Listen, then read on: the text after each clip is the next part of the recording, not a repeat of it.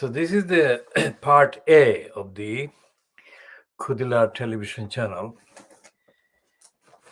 being broadcast at just 22:44 hours.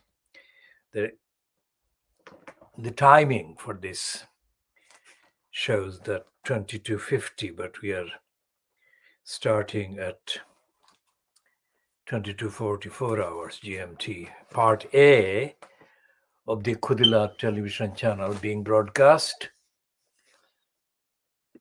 at this time from London only on the internet. And it's 22:44 hours GMT, which is 10:44 p.m. British Standard Time in the evening of Friday, the 17th of December 2021. Now this is the day Friday, which is the day after Thursday. Now, the day after Thursday refers to the day when the by-election took place in the British parliamentary constituency called Shropshire North or North Shropshire.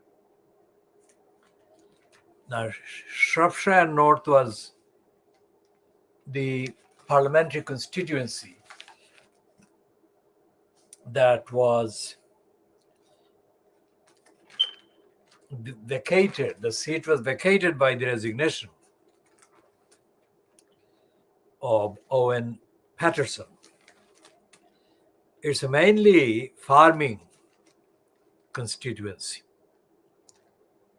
And in the last 24 hours, news has surfaced that Priti Patel, the Home Secretary or the Interior Minister in the cabal fronted by Boris Johnson, was asked or requested to visit the constituency by concerned farmers.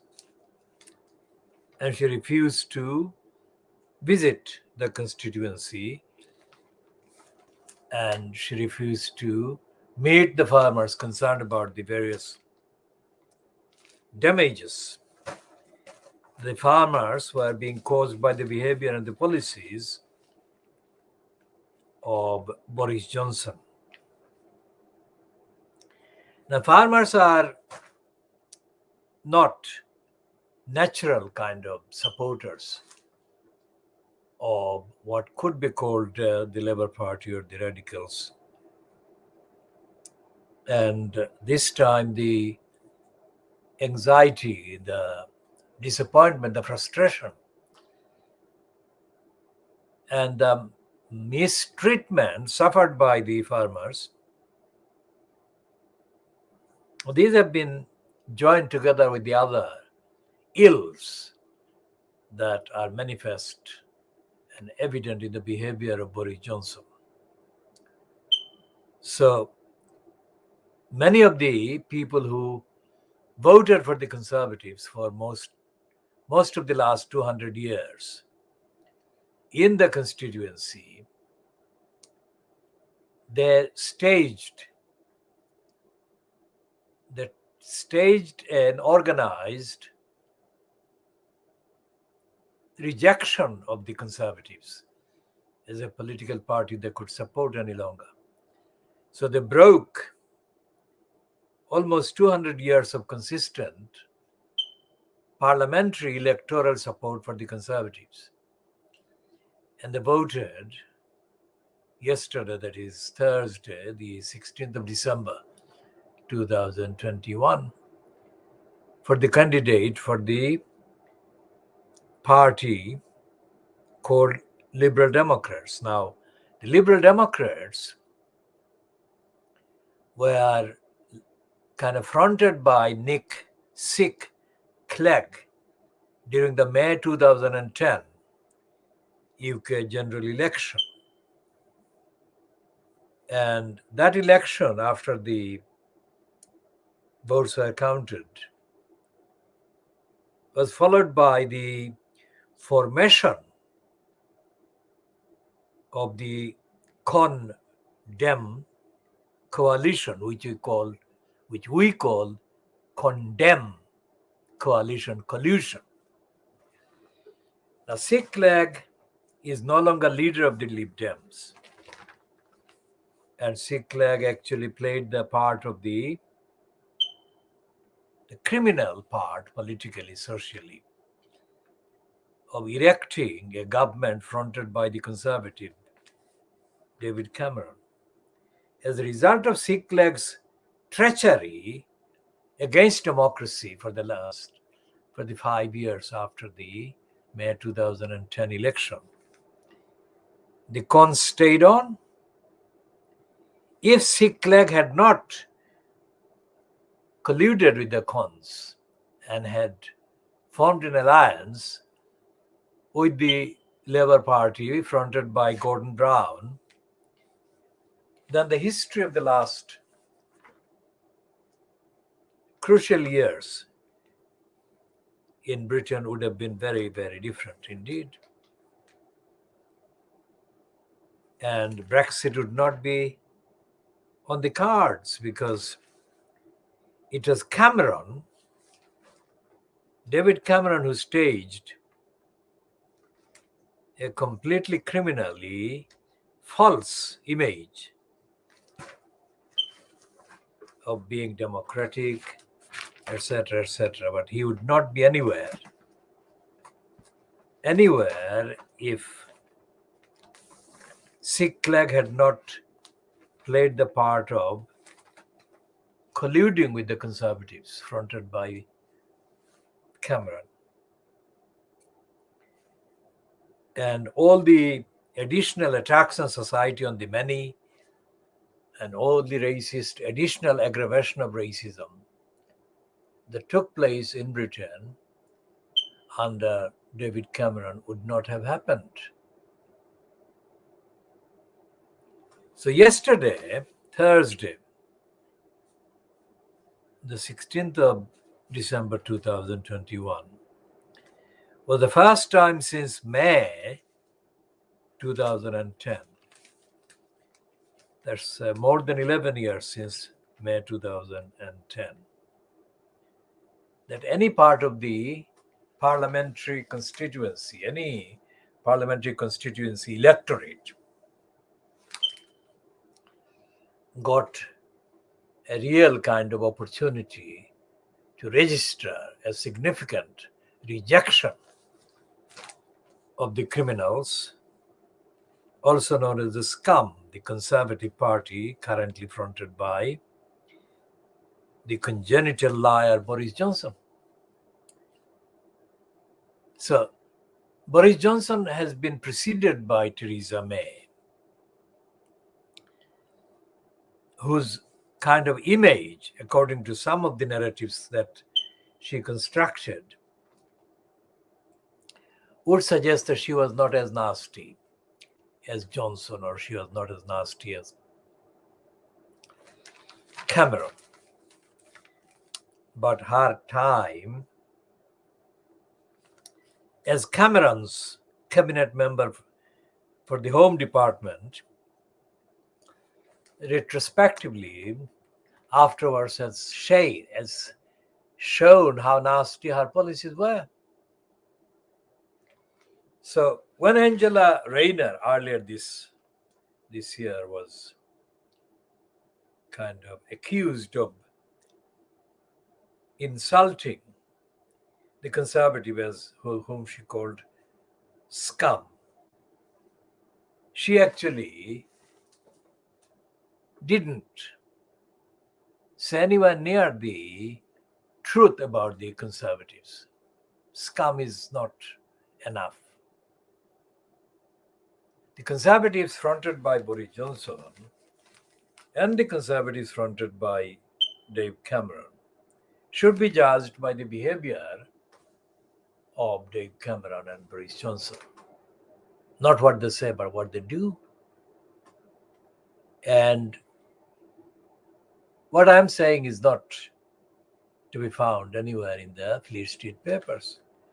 I'm looking at the Guardian of Friday, the 17th of December, page 16, where this is the latest piece about the murder of Sabina Nessa. And the headline is Man Admits Responsibility for Death of Teacher but Not Murder. The way that the Guardian has put this makes this as a business transaction, like he was selling something or he was kind of making a contract or something for a commodity. The severity of the fact that he murdered her is not anywhere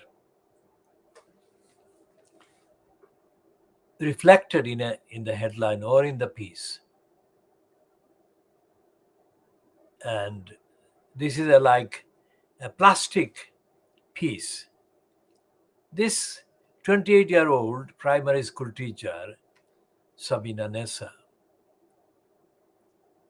who was found dead in Cater Park, Kidbrooke, southeast London, on this 18th of September, day after leaving her home to meet a friend at a bar.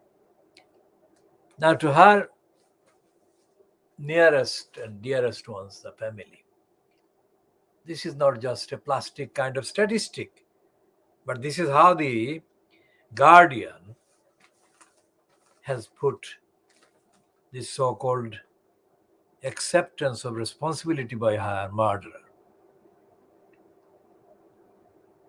And it says plastically, members of Nissa's family sat in court a few meters from Salamaj, who is the murderer, who spoke to confirm his identity. He was arrested in Eastbourne by officers from the Metropolitan Police. Now, the murder of Sabina Nessa has been the second murder of a woman in London that has been treated as a murder to be very concerned about. And she has been featured as a victim of sexist murderers that target women. Immediately underneath that piece, I'll come back to Sabina Nessa's kind of murder and the role of the Guardian on page 16, Friday the 17th of December 2021. There's only another piece immediately underneath that piece. And that other piece is headed, Home Office breached Windrush pair's rights by refusing citizenship. Now, anyone who kind of knows about the Home Office or knows about the Foreign and Commonwealth Office, knows about the Prime Minister's office, knows about any of the government departments' behavior rather than what they plastically issue as being their position from time to time. Anyone who knows would know that these departments, quite apart from being unfit for purpose generally, are also systematically disorganized and operated dishonestly. And this is the headline, Home Office breached Windrush pair's rights by refusing citizenship. Now, this is byline to two names, Diane Tyler and Amelia Gentleman. Now, as I said yesterday, Amelia Gentleman is married to Joe Johnson. Joe Johnson is a brother of Boris Johnson. And it's very uncommon for a conservative or a person married to a conservative to be found as a staff writer or a staff member of the staff of The Guardian. So Amelia Gentleman is the one who was given the Paul Foot Award for journalism. The Paul Foot Award is jointly operated by Private Lie magazine and The Guardian. So she disclosed the information or the fact that during her tenure as Home Secretary during David Cameron's stint as the Prime Minister, Conservative Prime Minister, Theresa May extensively discussed creating an additional racist environment to make life as difficult as possible for the migrants. And according to Amelia Gentleman, who focused on the Windrush generation, a significant burden of the hostility was endured by and targeted at the people called the Windrush generation. Windrush was the name of the ship which was used by the people mainly from Jamaica in the Caribbean in the 1950s to travel to the UK. And the Windrush people traveled because of the invitation actually really of the then UK state, which was suffering shortage of labor workers. And there is a lot of emotion attached to the Windrush people. According to the Windrush generation, people who came on that ship and around that time, they contributed significantly to the economic life of the country, which are suffering from shortages of labor. Now, extending that kind of example, people coming from any part of the world, not just the Caribbean, Africa, Asia, mainly contribute significant economic benefit to the country, which is many times the sums that they are ever paid. But this piece in The Guardian today says that the Home Office breached the Windrush pairs' rights. This is like, it's ongoing. It's not like an accidental or rare event. Now, two people of the Windrush generation had their human rights breached when the Home Office refused to grant them citizenship, the High Court has ruled. And it says in the second paragraph, Eunice Toomey and Vernon Van Riel were refused citizenship after being told by the Home Secretary they did not fulfill the residence requirements of having been in the UK 5 years before they made the application for citizenship. The only reason they could not fulfill this requirement was because the Home Secretary had unlawfully prevented from coming back to the UK earlier. They were only granted indefinite leave to remain when it emerged that those who arrived in the UK from Caribbean countries from 1948 onwards, as well as their children, were wrongly targeted by the government's hostile environment. Policies designed to deter illegal immigrants. Both were denied citizenship when they applied for it under the Windrush scheme. But yesterday, Mr. Justice Bourne, spelled Bourne, ruled that the Home Secretary had discretion about applying the 5-year rule when considering citizenship applications.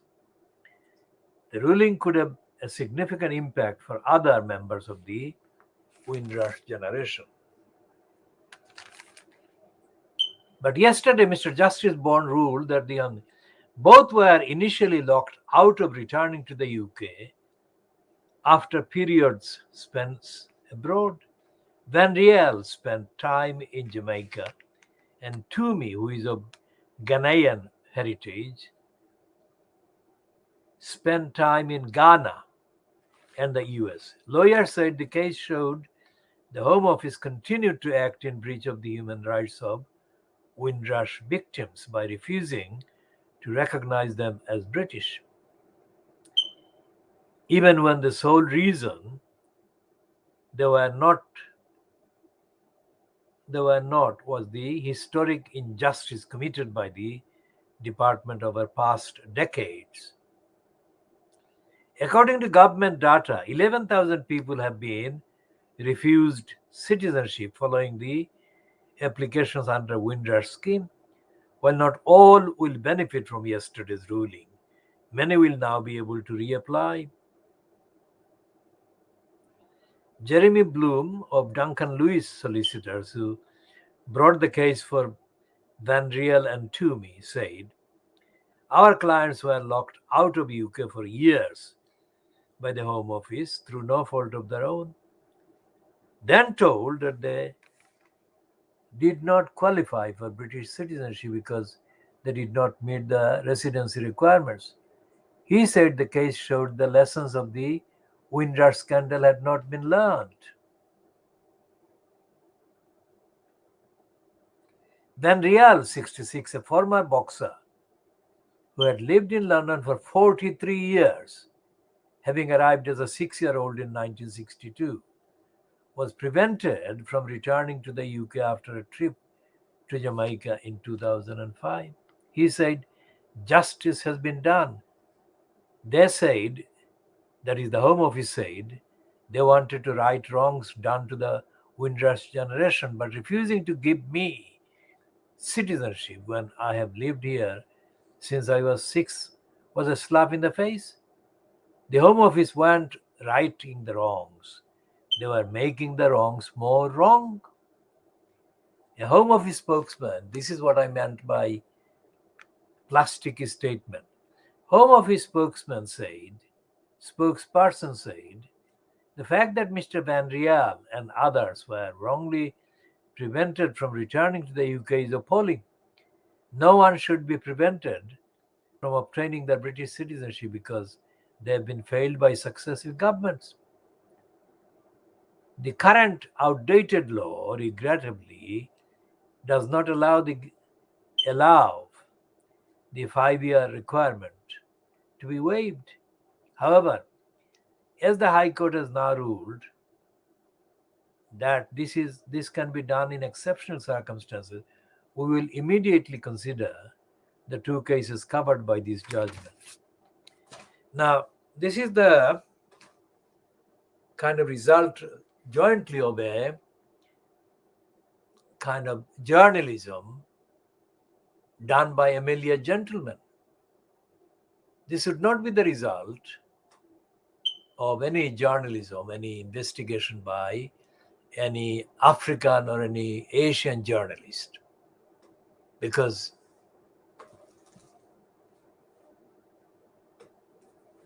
Asian or African journalists are not effectively recognized as worthy of serious consideration if they dig up and find some evidence or any evidence of wrongdoing by the racist Home Office. Now, successive governments in the Home Office includes the Home Office occupied by Labour and Conservative MPs as Home Secretaries.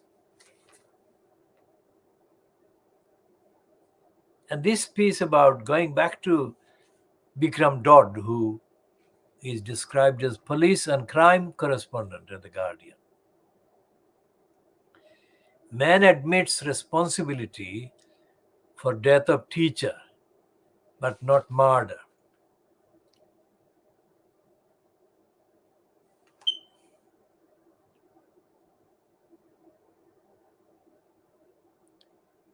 Now, this description by The Guardian, the man admits responsibility for death of teacher, but not murder.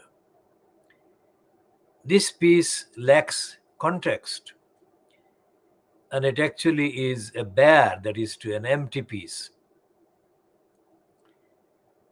The circumstances of this young person, Sabina Nessa, being murdered, have not been anywhere nearly sufficiently reported in the press. Why am I talking about that? Because safety of women became the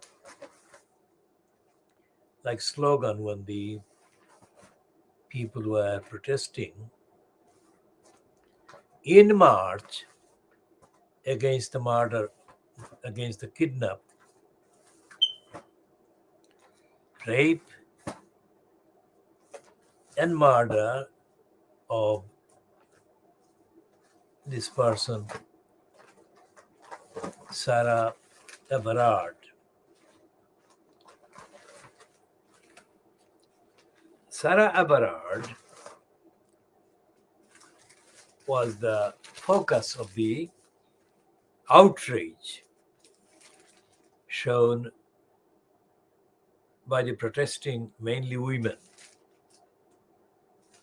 And what they were outraged by was not just one thing, quite apart from the fact that this kidnapper, the rapist, and the murderer were cousins, was a police person in post at the time he committed the murders.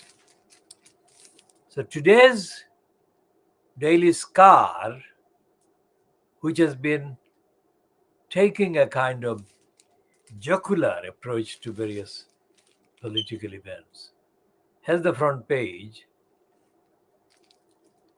which is juxtaposed the television series Line of Duty and put the Line of Duty's actor called Ted in the position of a serious critic of the Metropolitan Police Commissioner, the woman called Cressida Dick. And this is what the headline is reading. Line of Duty's Ted savages Mad Chief on Tory party's shame.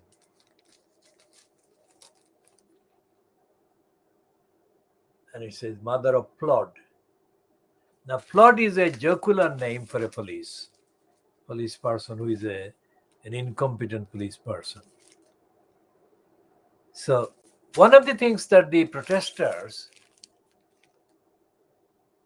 against the murder, against the kidnap, murder, and rape, or kidnap, rape, and murder of Sarah Everard, focused on was the fact that women were not protected on the street. And Sarah Everard was the main example of the fact that women were very seriously let down. And that is what was, at that time in March 2021, the reason for demanding the sacking of Cressida Dick. And she is now being exposed as an incompetent commissioner of the police. Now, in the case of the Vikram Dutt piece in The Guardian today, Friday, 17th of December 2021, the coverage, as I said, is an artificial, empty piece about Sabina Nessa, because it doesn't say anything Bikram Dutt, who is described as the crime correspondent of The Guardian. It doesn't say anything about this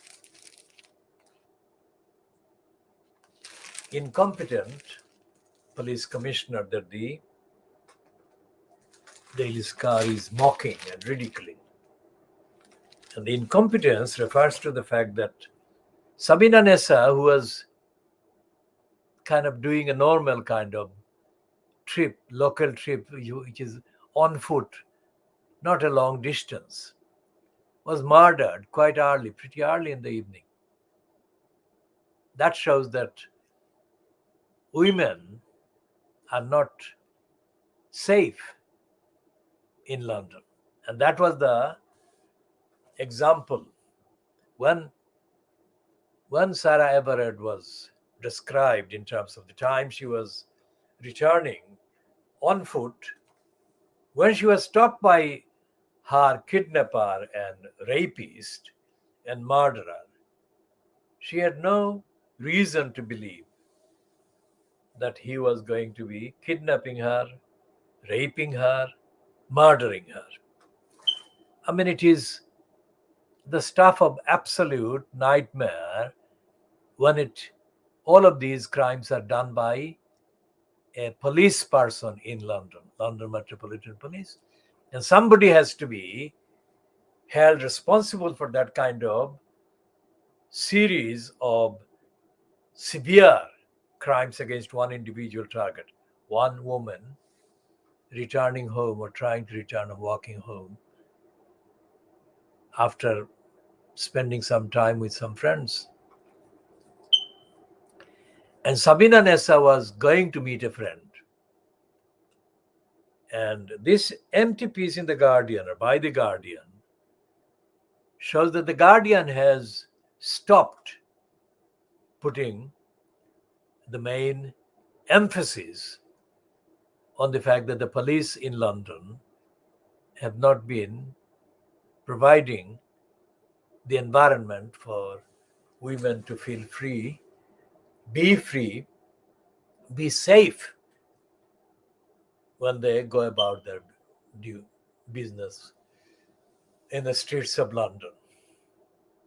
So that's the emphasis that is absent from the Guardian. So the Guardian has become, the Guardian says that it has been kind of providing news and independent news, etc., for 200 years.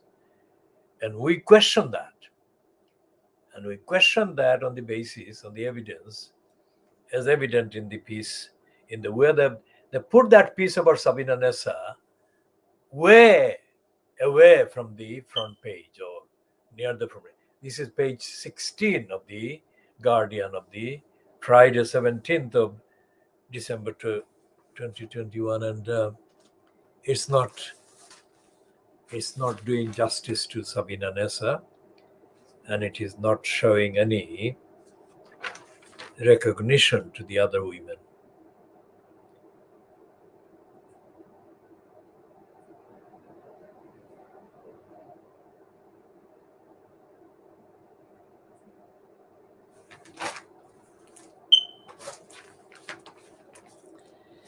The lies about the targets, the victims of the conservative kind of negligence and criminality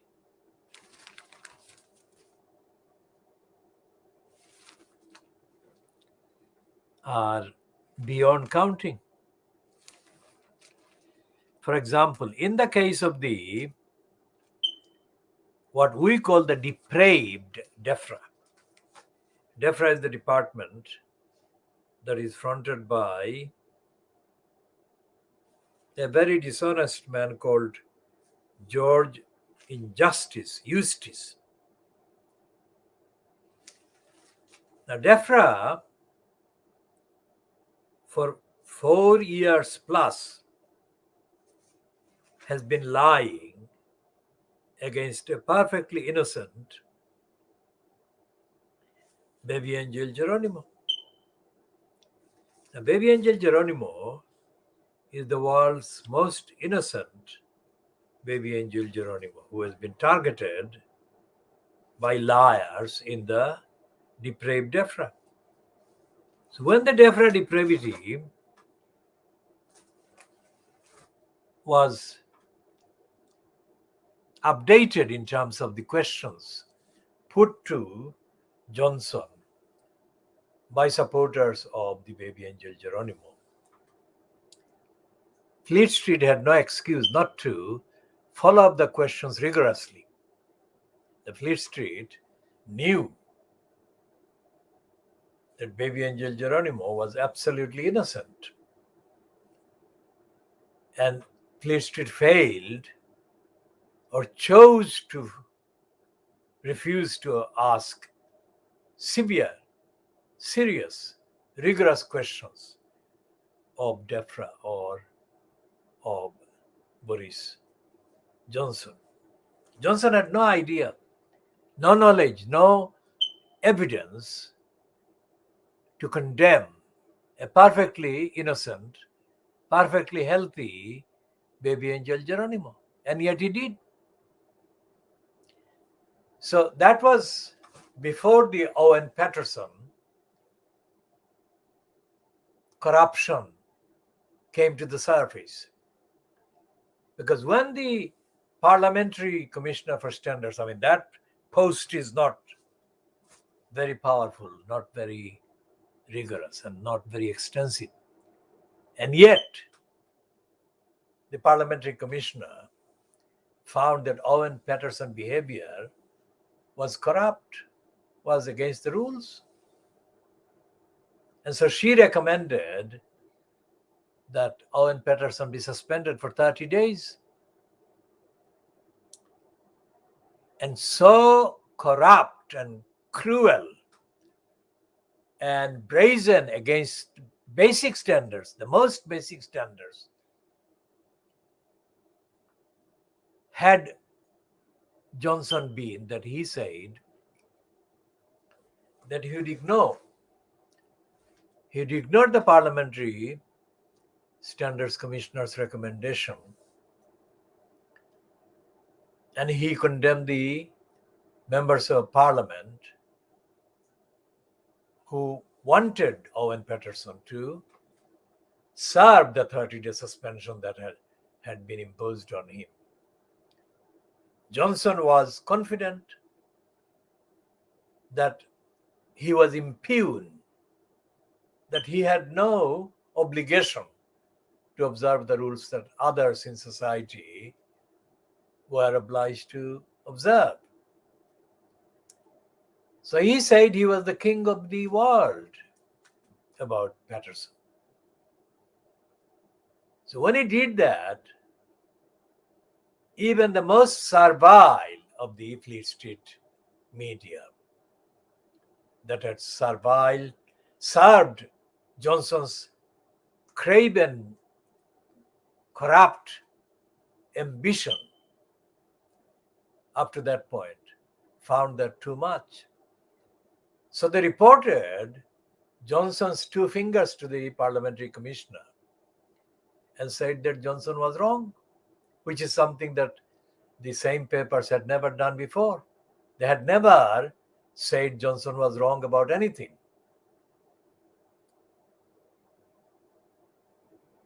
So what they did was to prompt Johnson by that criticism to stage an about turn. When he had ordered the Conservative Party managers in the House of Commons to vote against the recommendation made by the Parliamentary Commissioner against Owen Paterson, after the day which saw the newspapers, Fleet Street papers, condemning Johnson, he staged an about turn and he said he would ignore the vote and he would abandon support for Owen Paterson.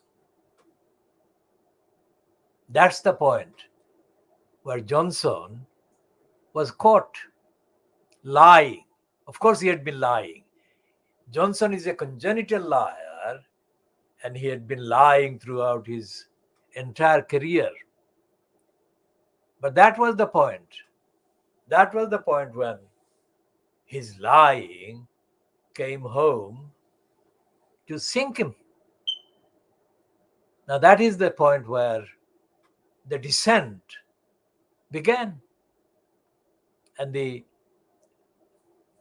pressure on Owen Paterson was such that he became aware of the severe damage he was doing to the interests of the conservatives, who were being seen as the party of corruption. Even Johnson, who is a crook, realized that. And so Owen Paterson was forced to resign as MP, thus creating the vacancy which led to the by-election that took place on Thursday, yesterday, that is Thursday the 16th of December. And that by-election was fought on the evidence of Boris Johnson being immoral, corrupt, unconstitutional, dishonest, and backing the wrong ones against the ordinary public, ordinary people. In addition to Owen Paterson's corrupt role that Boris Johnson backed, in the meantime, evidence began to emerge that Johnson had allowed breaking of the rules against COVID restrictions to take place within the official address for the Prime Minister. And there have been dozens and dozens and dozens of incidents, accounts, reports about how Boris Johnson has been persisting in lying, misleading, breaking the rules himself. All of that happened in the last few weeks.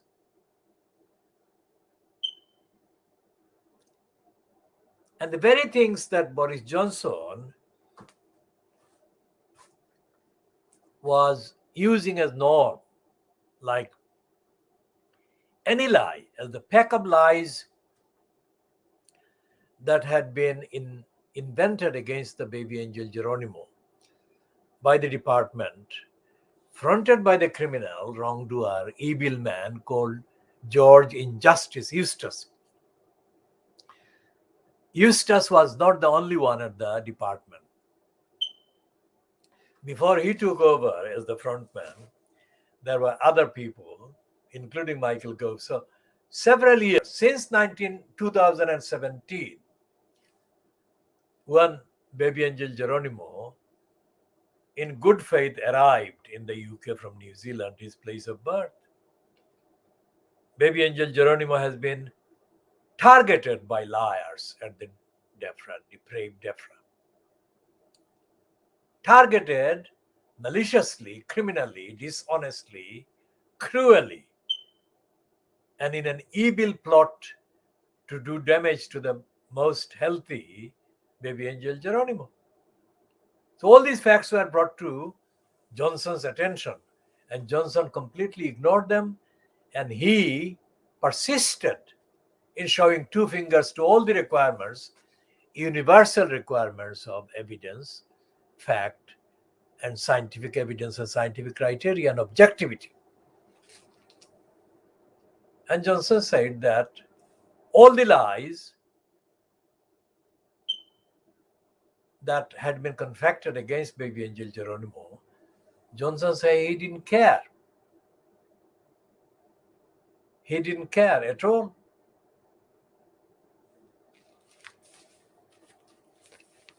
So when he was doing that, only a few weeks previous to the latest series of evidence that were put to Johnson against the lies of depraved Defra against the baby angel Geronimo, the innocent one, Johnson couldn't care less. He said, do any damage to any innocent target of Defra conspiracy. He didn't care. And only weeks later, when Fleet Street actually began to question his judgment about supporting Owen Patterson, and then allowing all these rule-breaking events take place in the official residence of the Prime Minister. Suddenly, Johnson saw that the days of lying, the days of cruelty, the days of dishonesty, the days of brazenly showing two fingers would not be continuing, because the very press, the propaganda organs that had kept the ordinary people, the voters, misinformed in his favor, those days were over. That's what the result of the by-election that took place on Friday, the 16th of December 2021, amounts to. What it also does in the context of the lies against baby angel Geronimo is this: that baby angel Geronimo has been the only one in the whole series of lies for 4 years that he has been treated by liars as being not healthy, that he has been the healthiest baby angel Geronimo, and the liars have been lying. Now, these liars are not confined, not limited to the DEFRA. They are all over Boris Johnson's cabal. And they're doing damage to the farmers in relation to the anti-farmers agreement that Boris Johnson staged with Australia and New Zealand about the agricultural imports. That is a stunt. That has been a deliberate, another intentional lie or series of lies staged to make Brexit appear as beneficial to the country. There is no rule of law. There is no due process. There is no accountability to which Boris Johnson is subjected. And by Boris Johnson and his cabal, the evidence include all his lying members of his cabinet, lying cabinet. The lies were exposed also when the many people that were subjected to the emergency exit from Kabul, Afghanistan, were affected by the contradictory criminal behavior of the Boris Johnson cabal. And there were any number of dogs and cats that were put at risk by the incompetence and the lack of attention and the lack of kind of engagement with the duties by Dominic Raab, by the defense minister, and even by the depraved DEFRA, George Eustace, and the chief bat, the criminal called Christian Middlemiss, who criminally has been committing serial crimes against baby angel Geronimo by serially lying against a most perfect and most perfectly healthy baby angel Geronimo. So it's a collection of evil doers in the darkness, in the dark ages, that people voting in the Shropshire North by-election actually reacted. They said, off with the liars, off with the cruel ones, off with the illegal ones, off with the immoral ones. Out you go, Johnson. So they sent a message to Johnson. It wasn't just to elect a local MP, but to give a clear message to Boris Johnson. He's a liar and he must go.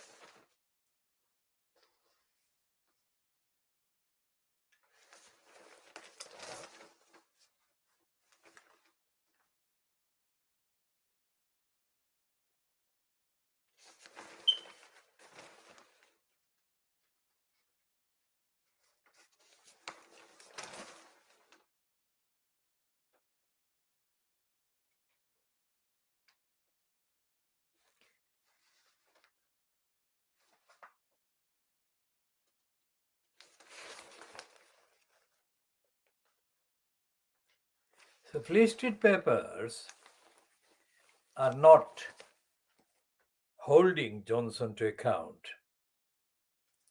despite the fact that they were forced to carry pieces against Johnson, shielding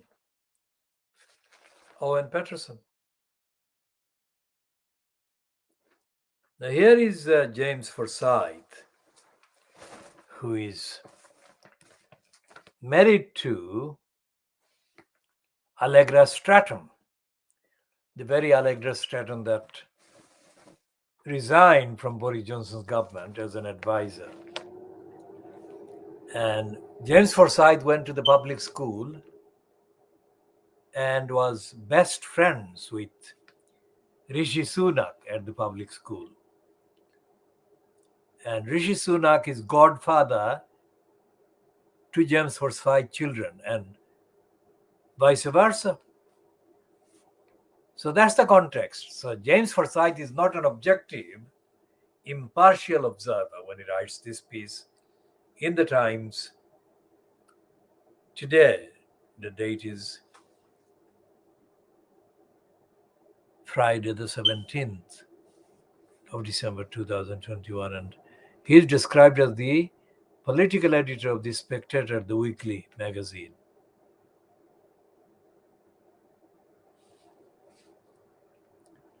So what he is saying is that COVID has split Johnson from his supporters. A leadership challenge is unlikely for now, but the Prime Minister is losing the backing of MPs who put him in number 10. And there is a highlight in the piece by James Forsyth. The highlight is that Johnson doesn't make friends. He receives offers of friendship.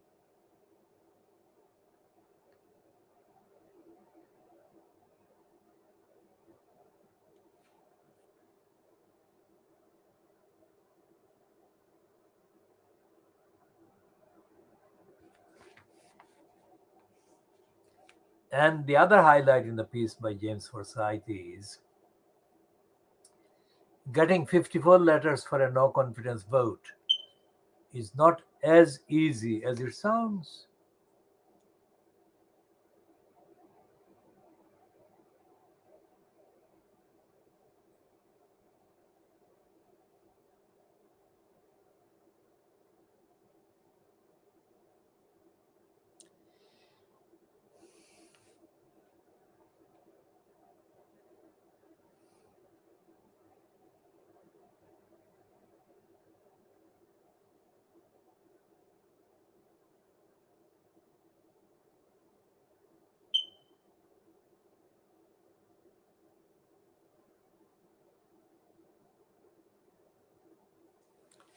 But James Forsyth, although he is married to Allegra Stratton and is best friend to Rishi Sunak, has not written this piece.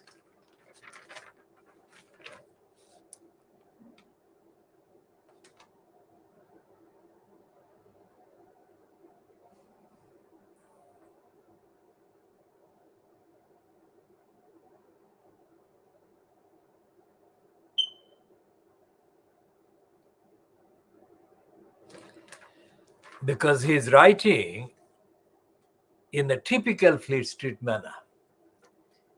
If this, if that. And James Forsyth is, although he is married to Allegra Stratton, as I said, is a career conservative. He has been given big platforms by the Mail on Sunday, the Daily Mail Group, and of course he's the political editor of the most right-wing ordinary paper weekly called The Spectator.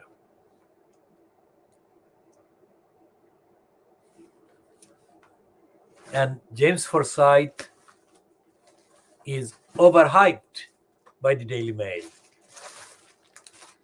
as a formidable political journalist.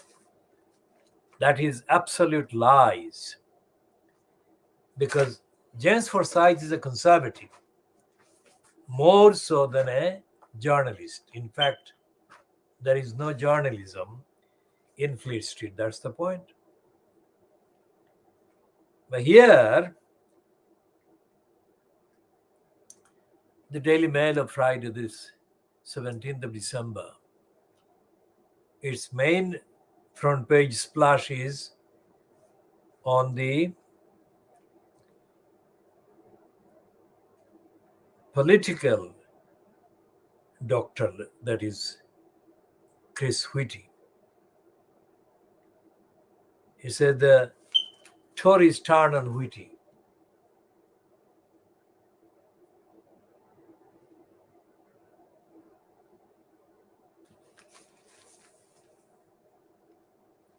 He is the chief medical officer who has been accused of sparking lockdown by stealth, as one MP said. He had effectively changed COVID policy at a stroke by issuing advice far beyond the government's Plan B. Now, this is misleading, because if the scientific evidence justifies, in fact demands,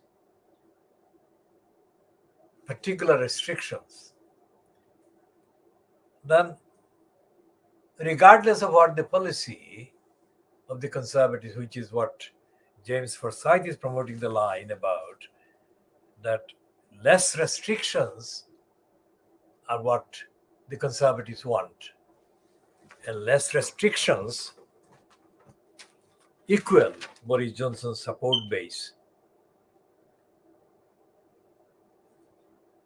So that means that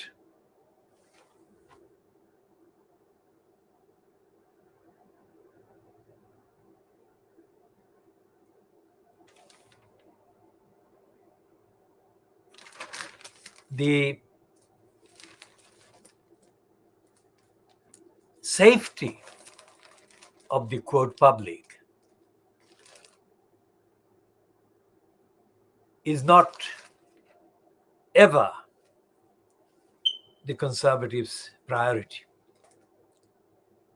which means that any line that the conservatives in power peddle about being concerned about safety of the public is a politically conceived and confected lie to deceive, to hoodwink, to mislead, and put at risk the safety of the public. That is what the conservatives do.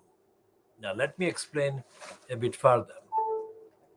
What the conservatives do is not literally conserve anything. The word conservative is the absolute opposite of what conservatives do, not just in the UK, but everywhere else. They destroy the planet, they destroy the earth, they destroy the trees, they destroy the environment. And similarly, they destroy the concept of justice, of fairness, and of serving the people. So the conservatives openly have abused the COVID-19 emergency and have robbed the public and paid billions and billions and billions under various guises to various contractors, all of whom are conservatives. Not only are they conservatives ideologically, but they are conservatives in terms of their involvement as donation. They make token donations. They make token donations to the Conservative Party. And the token donations means that they, for every 100 pound or any amount of donation or donated money, they are given many times that amount in terms of contracts. And the contracts are often focused on the contract, not on the delivery, not on the quality of the service they're supposed to be offering or providing, let alone of providing the community, the public.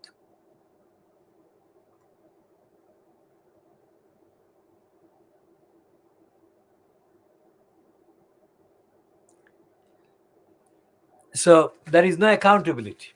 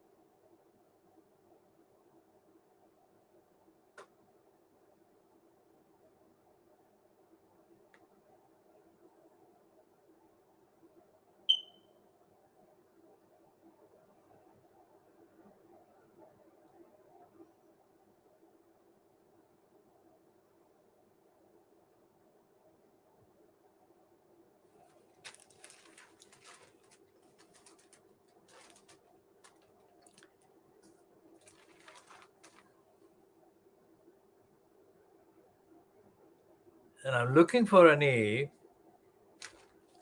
report about Sabina Nessa in the Daily Mail. And here it is on page 26, just as I said. So this is underplaying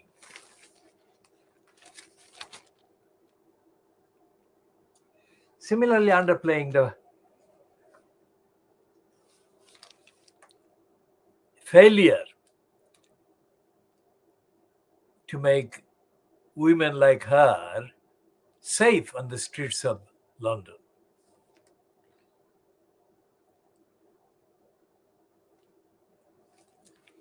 And their heading is slightly more engaging than the Guardian,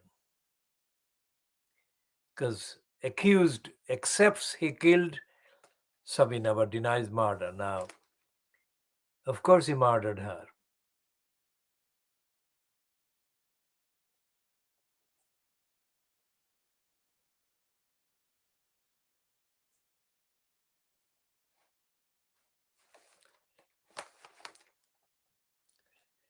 And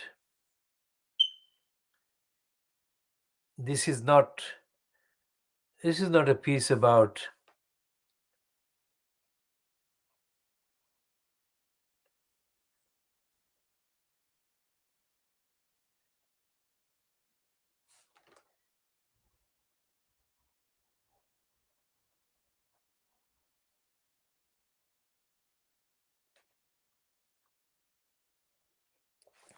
so what this appears to be is based on a PA news service, PA media main copy, because the similar facts are there as in the Guardian piece.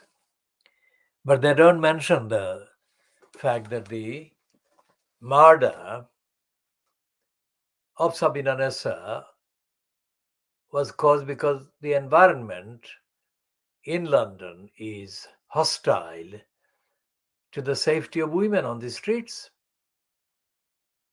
And no comment about the fact that that is the case. That's page 26 of the Daily Mail.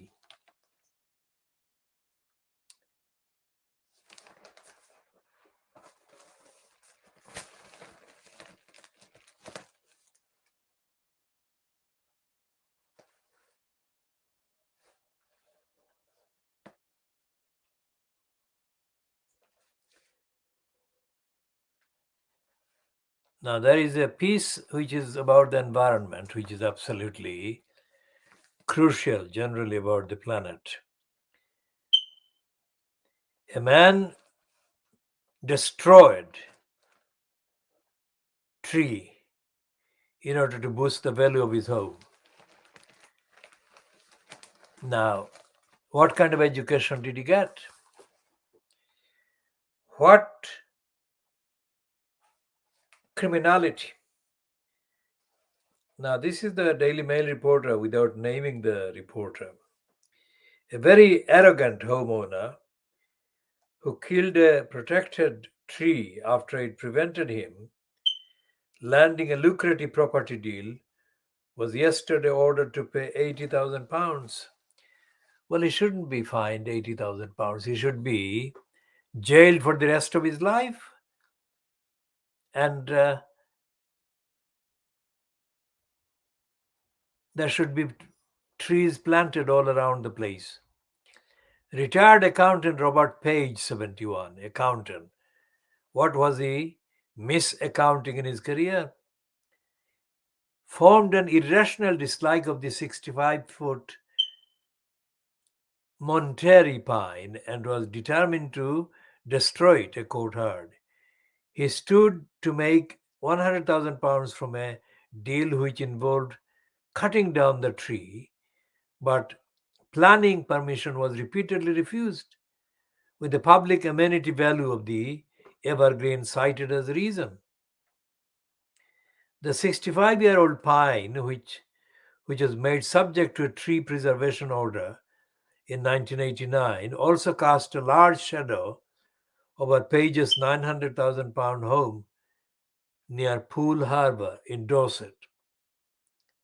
Salisbury Crown Court was told that he arranged to have drill holes made in the trunk and a deadly herbicide was poured inside in 2016. Concrete was also poured around the roots to choke the tree of oxygen. Imagine the length to which this criminal went to murder the tree.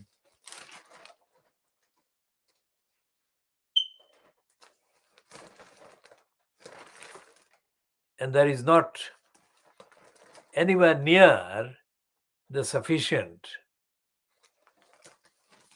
attention given to these kind of crimes and murders of the environment by the Fleet Street papers.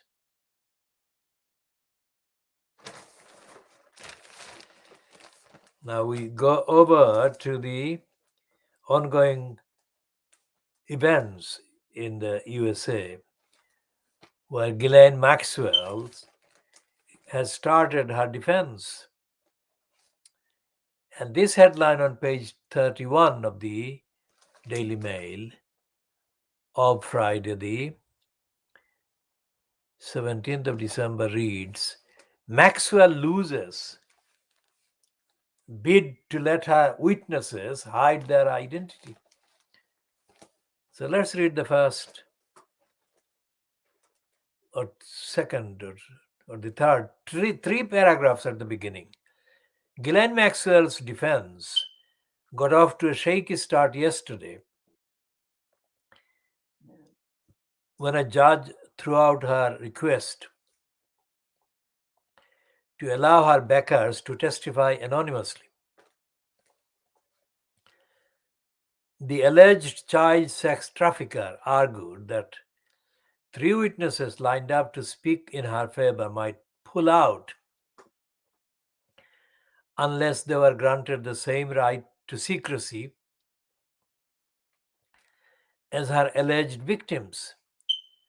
But Judge Alison Nathan slapped down the unprecedented request by citing the constitutional right of the press and the public to know a courtroom witness's identity. Maxwell's lawyer, Bobby Sternheim, had claimed that unless the trio, that is the witnesses, could testify in privacy, it could impact the willingness of these witnesses to testify, thereby compromising Miss Maxwell's right to present her defense. But in a blow to the British socialite, now notice the word or the phrase British socialite. She is a procurer, she is a pimp and a criminal in the sexual traffic and abuse of children. And they keep referring to her as socialite. Beggars belief. Why is she called socialite?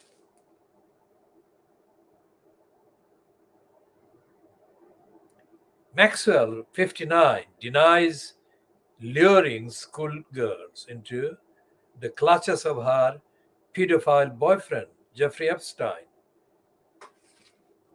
They say who killed himself in 2019, but Maxwell has, in the last few days, been reportedly saying that she believes that Epstein was murdered in the jail. As her defense got underway in New York's Thurgood Marshall Courthouse on day 11 of the trial yesterday, her former PA told jurors she thought the first alleged victim, Jane, had been 18. Well, what difference does it make whether she believed or not? It doesn't matter because she was being raped. She was being used as a prostitute for the gratification of the criminal, Epstein, and others in the gang which included, not necessarily in the sexual acts that are being referred to, the gang. Epstein's gang included Bill Clinton and Donald Trump, in addition to Brenda's favorite son, Andrew.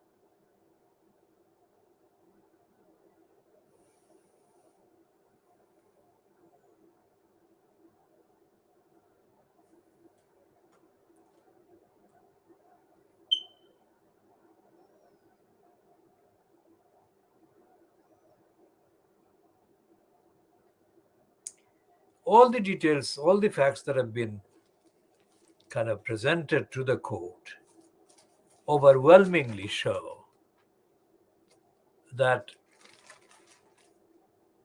Epstein was a serious serial criminal, sexual criminal, targeting children, and that Ghislaine Maxwell was as bad, as she procured these victims, these girls, these children, for the sexual abuse and exploitation and rape by Epstein and his gang.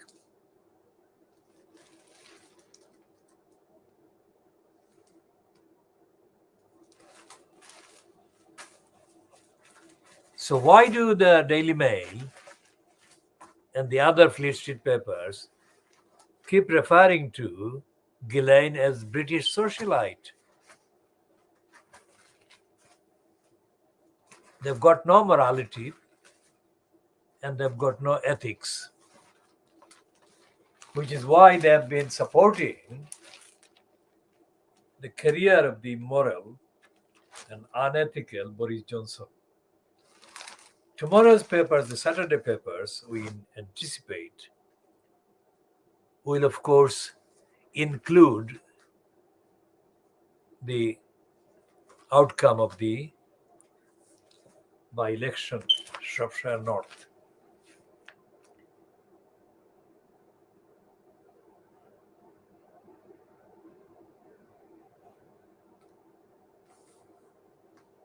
And they will, like James Forsyth, they will not admit the truth.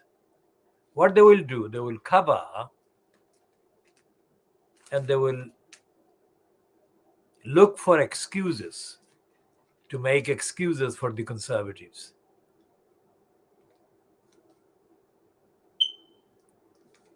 Now here on the page 7 of the I newspaper, which is owned now by the Daily Mail's Associated Press,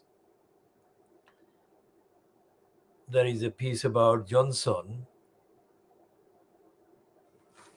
violating the lockdown rules at a number 10 Downing Street party, in addition to the party that has been featured about the Christmas party. But this one was held in May 2020. Again, going back to the way that they lied against the perfectly innocent BabyAngelGeronimo,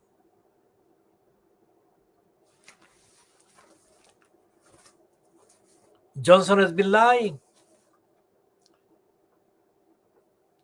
Johnson has been lying, as has every single perpetrator, backing the Conservative lying narrative and agenda. Now, going to the daily buying Boris Johnson graph, we said before, we used to say daily bribing Boris Johnson graph. This is the one that we have replaced with buying, meaning that by publishing sympathetic pieces, whitewashing, covering up the congenital liar's lies, they are piling their ownership claims on Johnson. That is to say, big business and other conservative backers laying the foundation of consolidating their claims on him while he is in political office, so that he delivers. So it's crooks at large in the country in Fleet Street. Now, Archbishop Canterbury is given a token front page in Friday's Telegraph. Boris buying Boris Johnson graph. How stupid. This is the man who publicly issued to the media in the British Fleet Street and elsewhere, a severely racist, anti-Muslim condemnation of those parents who were protesting against the Batley School. Protesting. They were not doing anything other than protesting, because a teacher had deliberately, intentionally committed an unnecessary act of insult against Muslim parents or Muslim people. There was no reason for it. And before the Archbishop issued his comments and condemnation of the Muslims protesting, Gavin Williamson, who was the incumbent in the post of Education Secretary at the time, had issued similar terms of condemnation against the same protesting parents and guardians in Batley. Now, remember, this is a country where the numbers of Muslims are very small compared to the numbers of non-Muslims. And so therefore, numerically, Muslims cannot expect to have the same kind of prominence in terms of their stance on public events and public issues. But the reality of Fleet Street behavior in the British media is that they don't even acknowledge the existence of Muslim parents, Muslim guardians. Now, I'm mentioning this as a factual series of events.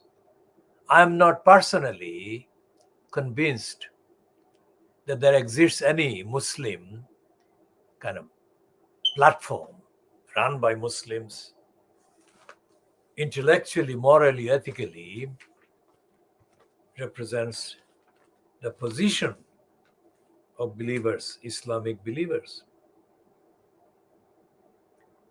So I'm talking about the actual balance of facts. Canterbury is making a stupid kind of appeal, because what he's saying there, honesty is absent. Honesty is absent from the behavior of Boris Johnson fronted cabal. And the Archbishop of Canterbury cannot have been unaware over the last 4 years of the series of lies, dishonesty, and cruel kind of concoctions confected by the depraved Defra against the baby angel Geronimo. And yet, this lying archbishop has not made any statement in defense of the innocent baby angel Geronimo. What has he got to say for himself? This liar is targeting a most innocent baby angel Geronimo. Moral. Is it honest to call the most innocent, most healthy baby angel Geronimo ill when the baby angel Geronimo is in the best of health? Why has the liar, the Archbishop of Canterbury, not stated his support of the baby angel Geronimo, who has been targeted by the liar's cabal?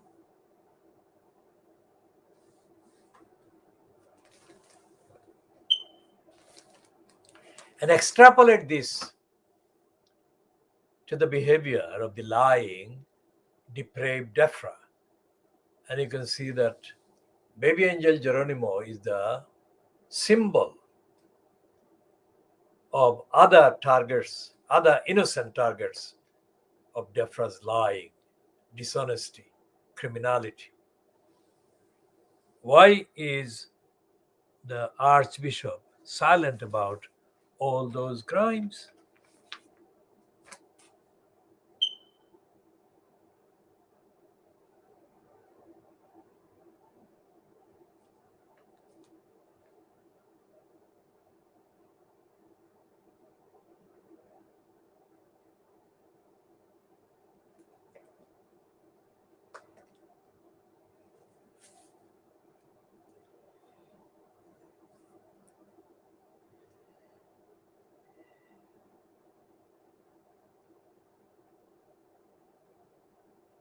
If you look at the evidence of the behavior of various companies,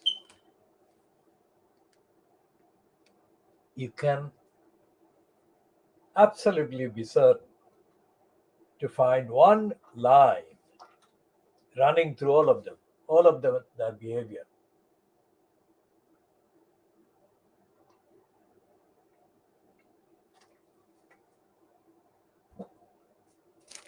On the front page of the Financial Crimes, there is this piece on the briefing, the first one on the briefing section of the Financial Times of Friday, 17th of December 2021. It says the Financial Conduct Authority has fined asset manager GAM and its ex-star fund manager Tim Haywood over a scandal centered on debt tied to metals magnate Sanjeev Gupta, an Australian financier Lex Greensill. So the details of that piece are on page 8.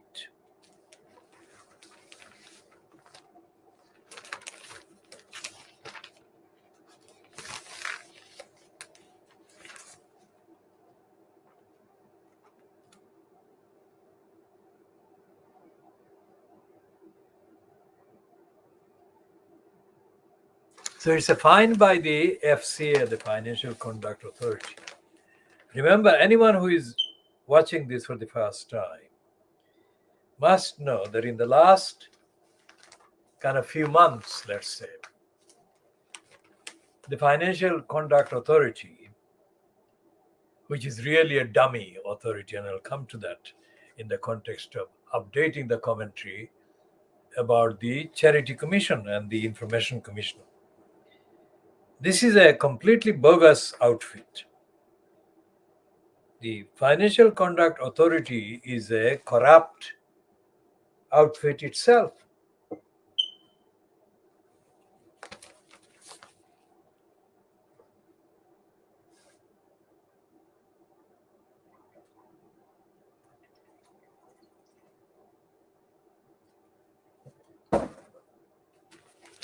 And this is a token act which shows that the crooks at the FCA are serving their own careers.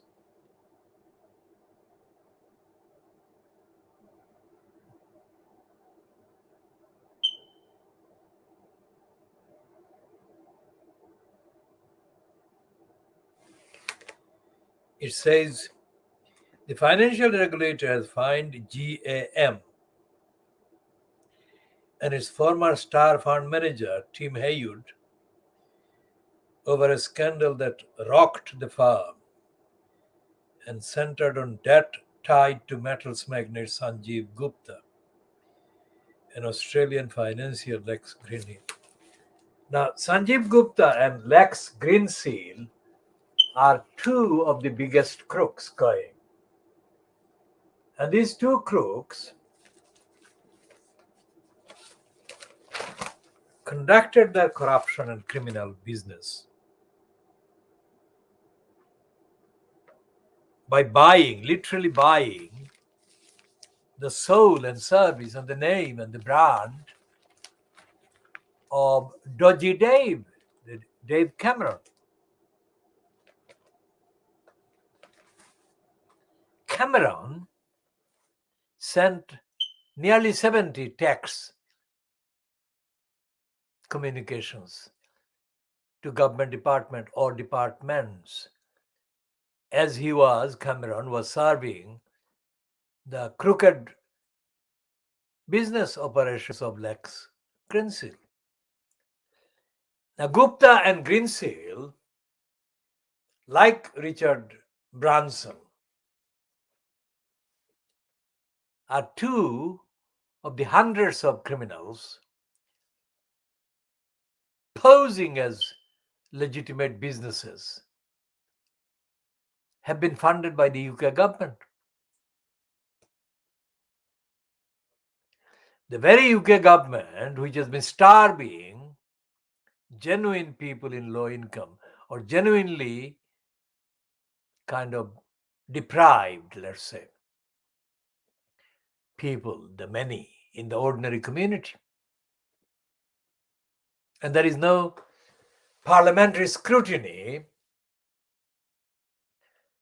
and there is no outrage against this kind of robbery of the public by this government, which acts as the agency of big business. Look at the kind of equation. It's not the government is the thieves, big thieves agency to loot and rob the public. So that is another contextual point, evidentially, which highlights and illustrates the political state or the political murder committed by Keir Starmer.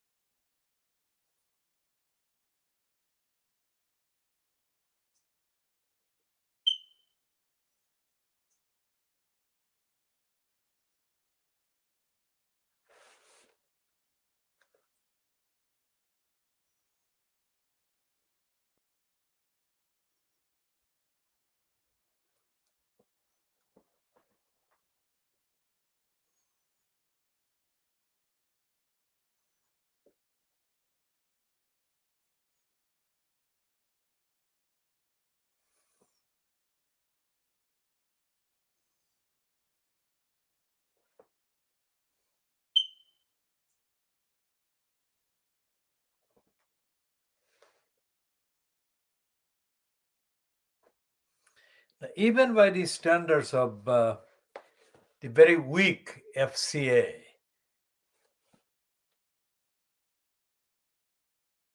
and the serious fraud office SFO, which are not really serious,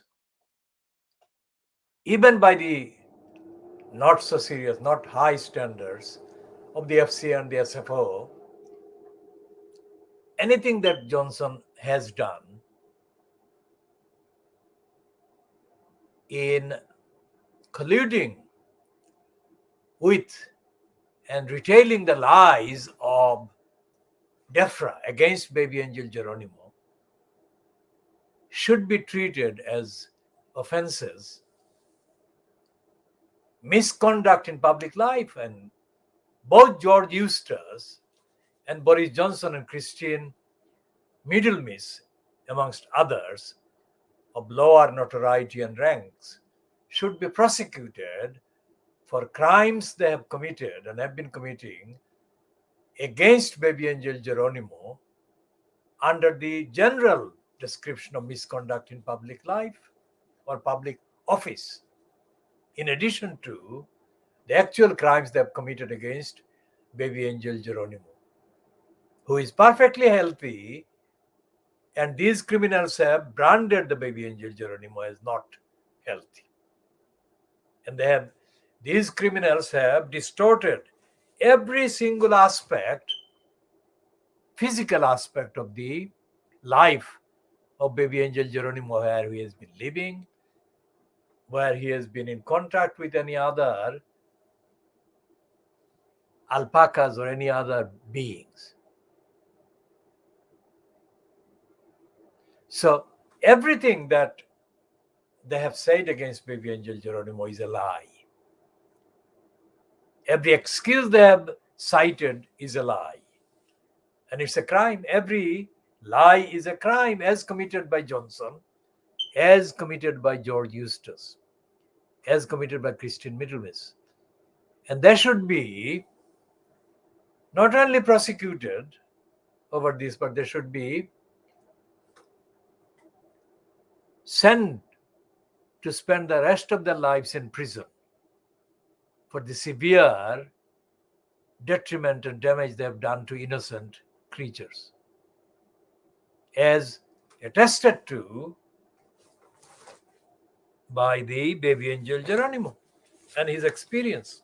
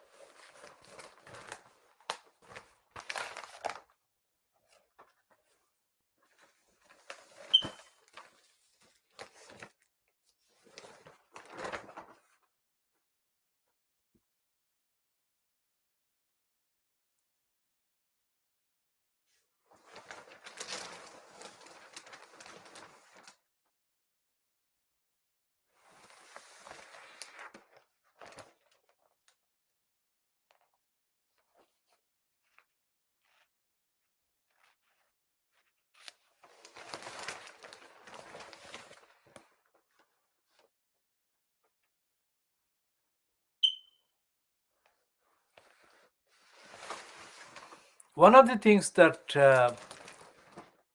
Brenda, also known as the Queen,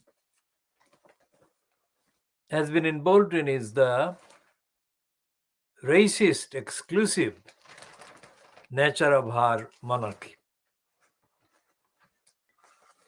And the main reason why they are Fleet Street and Brenda, by using Fleet Street, they don't like about Meghan Markle marrying Harry is that this marriage has actually brought out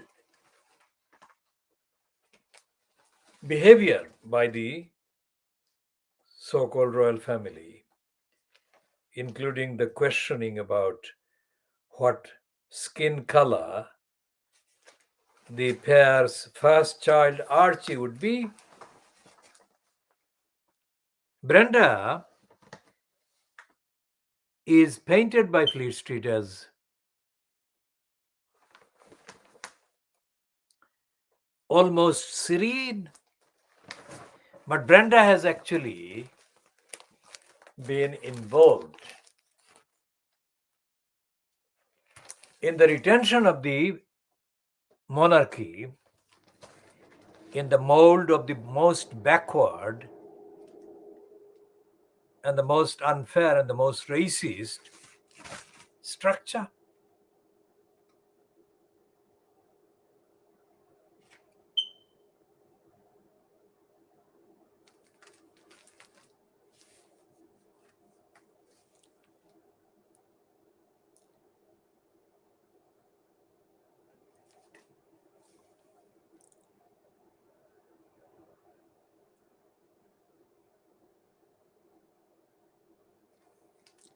Now, here is a piece in the Daily Buying Boris Johnson graph about John Cleese. We'll talk about the lost library of British literary gems is rescued for the public. This is covered by The Guardian as well as the Times. And this piece in the Daily Buying Boris Johnson graph on page 11. But let's turn to the piece about John Cleese, who has accused the BBC of portraying him as an old-fashioned, uncaring, and basically harmful in an interview about cancel culture. We'll come to updating on cancel culture in a minute. The former Monty Python star said he had agreed to appear on BBC World Asia to promote a series of shows he is performing in Singapore and Bangkok. However, he was affronted when the presenter, Karishma Vaswani, asked him for his views on cancel culture. Cleese is currently making a documentary on the subject for Channel 4, and last month he blacklisted himself from the Cambridge Union after its debating society, Cambridge Union meaning Cambridge University, after the Cambridge Debating Society banned a historian who impersonated Adolf Hitler to make a point about bad taste. So, Cleese is saying that he replied to Karishma Vaswani courteously and in full. He said he explained to her that if parents were overprotective, it did not prepare children well when they entered the real and often not very nice world. Karishma Vaswani then asked him a disjointed question, clearly trying to portray him as old-fashioned, uncaring, and basically harmful, Cleese told his followers on Twitter. When Vaswani asked him for his opinion on Dave Chappelle, the US comedian whose jokes about trans issues caused controversy, Cleese replied, "I'm not interested in doing this interview anymore, so I'll leave you. Bye bye." He tweeted yesterday, he tweeted afterwards, "I removed my headphones, saying this was not the interview I had agreed to. So I'm formally complaining to the BBC about the deception, dishonesty, and tone of this interview." Karishma had no interest in discussion with me. She wanted only the role of prosecutor. The BBC needs to train her again. He added, "The media will no doubt report that I stormed out. I didn't. Nor did I lose my temper. But I was depressed that this kind of presenter ego, is so prevalent now." See, he didn't finish the swear word, but there was a swear word. Cleese first raised an objection in the interview when Vaswani responded to his thoughts on cancelled culture with "but." "Why do you say but?" the comedian demanded. "Wouldn't you like to explore what I'm saying?"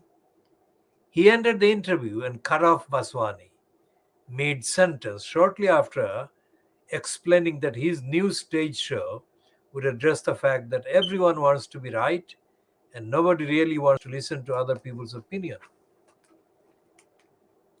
Now this is an almost identical repetition of what Peter Hitchens wrote in the Mail on Sunday about people not listening to others they disagree with.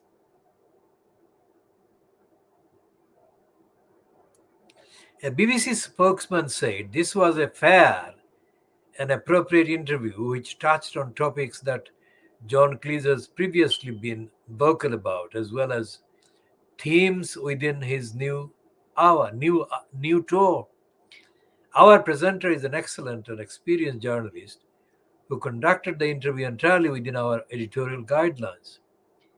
In his forthcoming documentary, Cleese will talk to famous people who claim to have been cancelled and will explore why a new woke generation is trying to rewrite the rules on what can and cannot be said. Now, I'm not going to go into any further of what Cleese and Vaswani did, but I'll say about the BBC and the need for the BBC to stop allowing liars posing as reporters or journalists to steal contents and to distort the record and the evidence. I'll mention, without going into the full details because of the time, but I'll mention two names. One is the biological brother of Gary Young, who is called Patrick Young. And the other is a nameless Pakistani born or Pakistani origin woman who came to speak to me in New Road in the 1990s. And Patrick Young is the one who later was allowed a few executive positions within the BBC, where he used or abused his ethnicity. Now, Patrick Young is a criminal, thief, and a liar. I first encountered him in Brick Lane, where Patrick Young was in the middle of recording an interview with a Metropolitan Police person. at a time when I was organizing and I was really kind of leading a campaign against racism, concerned about the role of the police at that time. So that's where I met Patrick Young for the first time, and he didn't like the criticism I was making of the police. Nothing to do with the evidence, the veracity, the truthfulness of the role of the police at that time. So, a period after that, I was organizing and I had organized a campaign against the racist attack that took place in September 1993 in Commercial Road against a group of Bangladeshi teenagers, one of whom was nearly killed by the attackers in Commercial Road. The incident took place not far from the Watney Market. So it was Patrick Young who came to record an interview with me near the place where the attack took place. And I, in good faith, gave the interview.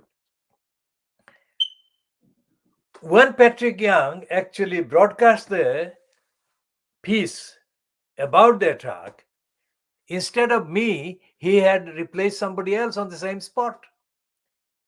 Now that's a criminal behavior of extreme length and detail. So I'm not going to give chapter and verse in this particular update, except to say that the BBC is employing the likes of Patrick Young, a thief and a criminal, and posing as journalists. So whatever John Cleese experienced at the hands of Karishma Vaswani, the BBC is absolutely wrong to praise her, because the BBC spokesperson should not have said this was a fair and appropriate interview. This should be something that should not be treated with that kind of praise for somebody who has been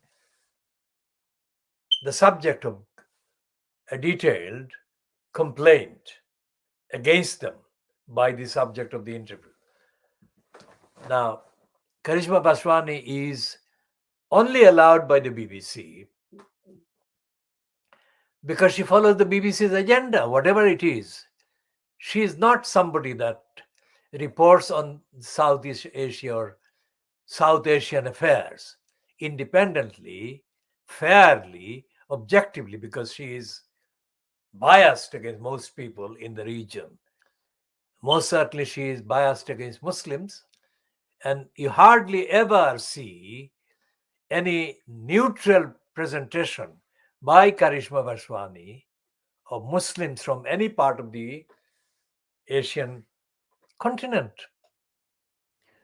She visits Malaysia, she visits Singapore, she visits Hong Kong, of course, and she visits New Delhi and Bombay and other places, but she doesn't anywhere nearly equally fairly or objectively, truthfully, topically report on what is going on in the continent or in the subcontinent. And she is most certainly not an excellent journalist.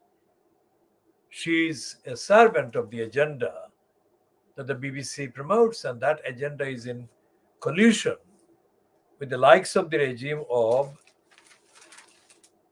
the RSS Frontier, Narendra Modi.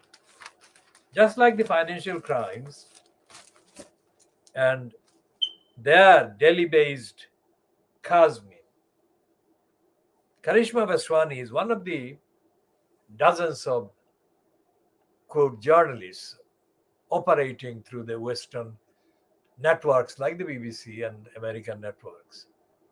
But they are not representing the truth about what is going on in Asia and in the subcontinent. Now, apart from Patrick Young, who lied and stole the whole interview, there were two others. One is the Pakistan origin woman whose name I haven't got in front of me, And the other was another from West Bengal background who was sent to interview me about the campaign that I was running at the time, the early 1990s, about the 11-year-old girl, Nasima Begum, who had been killed due to neglect and negligence by the London Ambulance Service.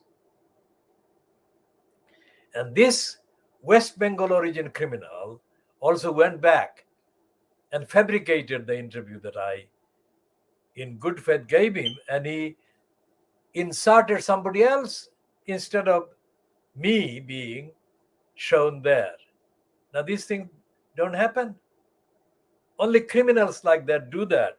You don't interview somebody and then use the information and steal the information and impersonate them through somebody else in order, amongst other things, to deny them the actual record and the credibility. So there is this, lowest common denominator seen in some of the ethnicity-linked outlets operating in the name of the Bangladeshi community in the UK. Without any exception, these are outlets that are absolutely of the lowest standard, and they lie about people, they distort the names and they distort the evidence, and they steal the actual work and the names of the campaigns like the KhoodeelaarTV campaign. And there are outstanding hundreds and hundreds of complaints against these criminal purveyors. And this is the set of criminality that actually applies to the behavior of these criminals, also known as ethnic or diversity stuff. We shall update on the diversity stuff in due course. Now, going back to the item about the manuscripts and poems by the Bronte sisters are among literary crown jewels saved for the nation that will now be donated to public libraries.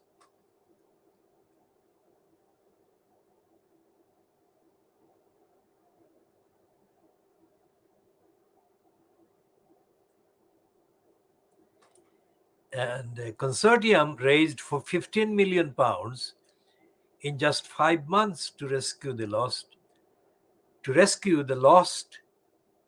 Honsfield Library from being sold piecemeal to private collectors.